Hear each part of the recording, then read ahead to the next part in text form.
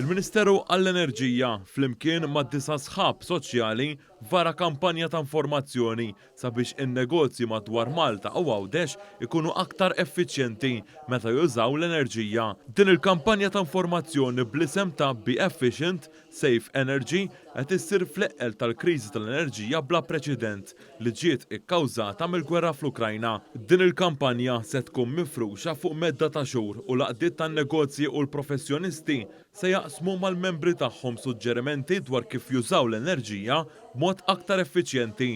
Il-Ministru responsabbli mill-Enerġija u l-Intrapriża Mirjam Dalli qalet li din il-kampanja hija waħda ta' importanza sabiex in-negozji ikunu aktar kompetittivi u anke sostenibbli. Il-Ministru Dalli qalet li din il-kampanja se tingħaqad mal-kampanja nazzjonali sabiex il-familji Maltin u Għawċin jużaw l-enerġija b'mod effiċjenti.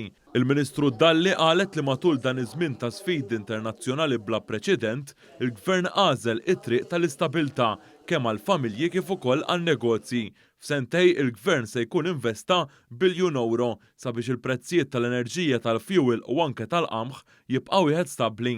Hija semmiet ukoll kif minn din l-isfida pajjiżna qed jieħu opportunità.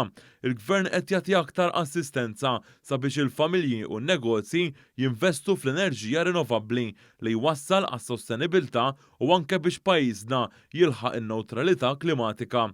Hija rreferiet għal bilanċ li mexxa biha il-Gvern fl-aħħar xhur biex jipproteġi l-familji u n-negozji waqt li ma jistaġnax in-negozju, bilanċ li tiwassal biex pajjiżna ikompli jkabbar l-ekonomija. U jiena li huwa ta' sodisfazzjoni enormi llum li ġbarna flimkien l-stakeholders ewlenin kollha kemm aħna qegħdin fuq l-istess paġna, kollha kemm aħna qegħdin ngħidu li rridu u ser inkomplu naħdmu biex verament ikollna negozji li jkunu aktar effiċjenti fl-użu tal-enerġija li jnaqsu l-ħela għaliex jagħmel sens ambjentali, però jagħmel ukoll sens finanzjarju għal dawn il-kumpaniji infushom.